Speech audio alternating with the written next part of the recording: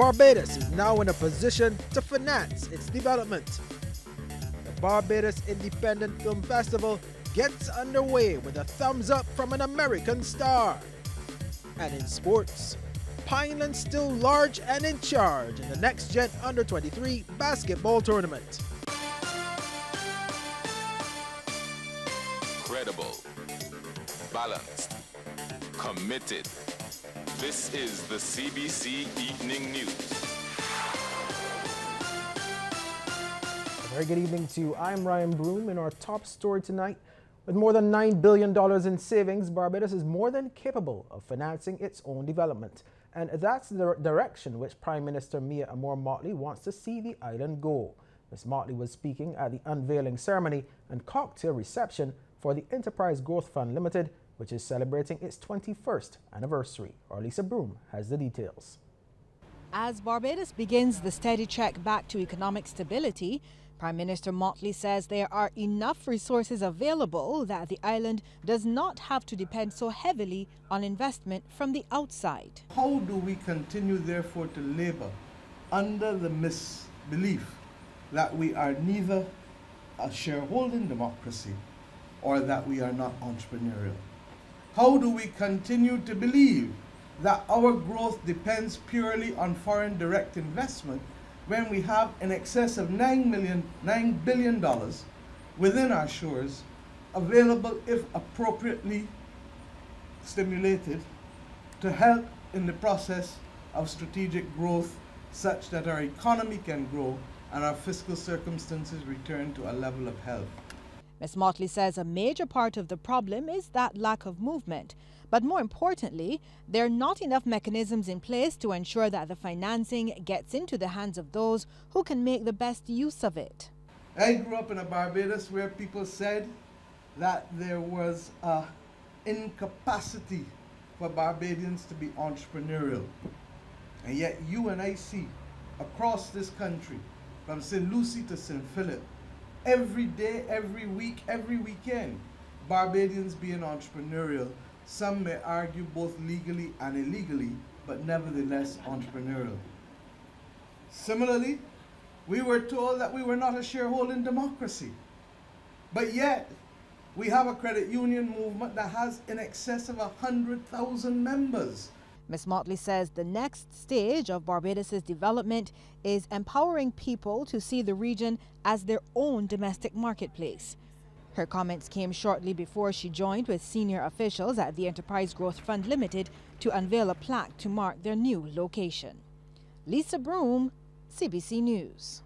Thanks, Lisa. Well, meanwhile, the Enterprise Growth Fund Limited has been praised for its continued outstanding financial practices. According to Chairman Conde Riley, it has displayed a level of corporate governance that should be emulated by similar entities as efforts to rebuild Barbados continue. He notes that the fund, over its 21 years, has managed to publish its audited financial reports every year and on time. Mr. Riley notes that the fund started with $3.5 million and over the years has managed to successfully finance and support small businesses across all sectors. As of March 2018, we have disbursed $337 million in loans, grants, and technical assistance from the funds we manage and from our own resources. This amount represents an average of $17.4 million per year. You should note that these disbursements have been advanced to support those small and medium-sized companies which have come to rely on EGFL not only for funding, but for technical support, especially in lean economic times. In other news now, the Financial Services Commission, or FSC, is again warning Barbadians to be on their guard against financial scams. The advice comes amid reports that members of the public are being invited to invest in a trading platform under an entity referred to as the Bitcoin Wealth. We get more in this report. In an article recently posted on what appears to be a fake news site, a claim was made that Barbados' Ministry of Finance had invested sums of money in the acquisition of a Bitcoin startup company, and that the country had finalized a $500 million deal with the entity.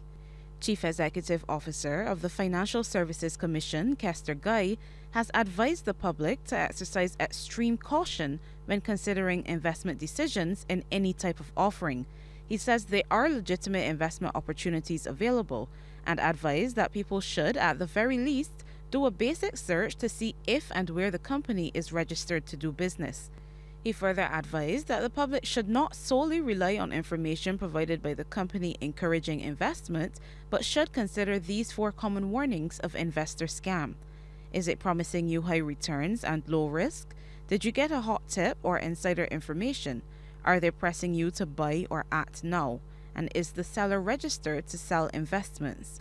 Other articles with similar claims have allegedly also been made regarding other countries, and warnings have been issued via electronic media, signifying that the purported platform and offer by this entity is a scam. Sharika Griffith, CBC News. Well, the Barbados Independent Film Festival has been given the stamp of approval by American actress Sigourney Weaver. The 3rd edition got underway last evening with a launch at the Walled Garden Theatre at the Barbados Museum. The Barbados Independent Film Festival highlights the work of filmmakers, producers, and actors from around the world. It provides a platform for independent films that embrace the power of storytelling to inform, inspire, and entertain. Ms. Weaver, whose career has spanned decades, welcomed the festival.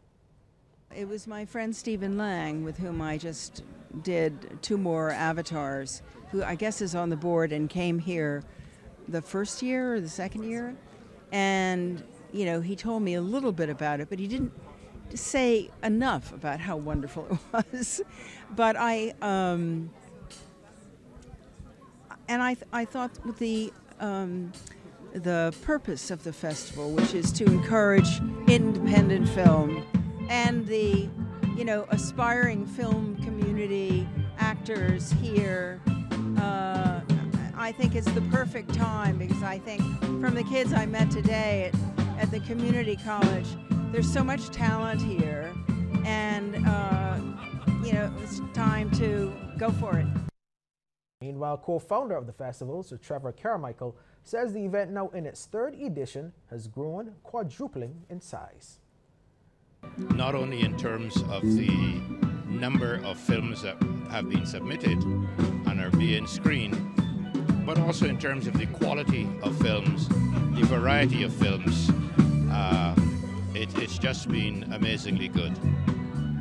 And the more films that we have coming to Barbados, the more filmmakers that we have, the more interaction we have of those visiting filmmakers with our local filmmakers. This only augurs well for the future.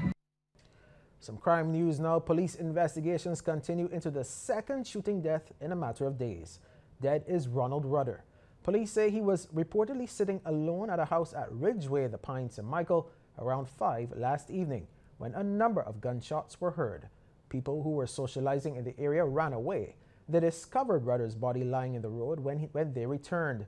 He was taken to the Queen Elizabeth Hospital by private vehicle, where he succumbed to his injuries. Now, the first shooting death occurred on Tuesday night when 24-year-old Shaquille Toppin was gunned down outside his Danesbury St. Michael home. Police are asking anyone who can assist them with their investigations into these 2 shooting deaths to contact the police emergency number 211 or Crime Stoppers at 1-800-8477. Well, starting Monday, teams from the Ministry of Health and Wellness will be visiting nurseries and daycare centers island-wide to make sure the vaccination schedule of children in these institutions is up to date. This has been prompted by the recent outbreak of measles internationally. Measles is highly contagious and can cause serious illness and death, especially in children. And in Barbados, children typically receive 2 doses of the MMR, that's measles, mumps, and rubella vaccine, at ages 12 months and 18 months. Parents of children who have not been vaccinated are advised to contact their healthcare provider immediately. Well, alcohol and marijuana are the popular drugs abused by adults and teenagers before they seek treatment with the Substance Abuse Foundation. Clinical Director Angela Seeley made the disclosure during an interview at the end of the Foundation's first Recovery 10K walk. Around 40 patients were treated in 2018, and she hopes those who need treatment for drug abuse would ignore the stigma and come forth. There is still a stigma because nobody wants to say, you know, like my family is doing this or my family is doing that. So what? And it is a family disease. And if it's affecting them, it just does not affect the addict. It affects everybody around them. Friends, family, you know, co-workers, colleagues. It affects everybody. And the Substance Abuse Foundation Clinical Director adds its success rates are high, as many patients who complete treatment programs remain drug-free after leaving. We have had guys here that has been clean 9 years, 3, 2. So every story is a success story. As long as you don't go back and use and you keep doing the things that's going to keep you clean, going to meetings, having a sponsor, staying connected to the fellowship, A and NA meetings, and staying in connection with, we have a continual care program. After you complete residential, because you've completed residential, doesn't mean that that's it, we're done with you. Not happening. Once you complete the program, you can call us, we are here.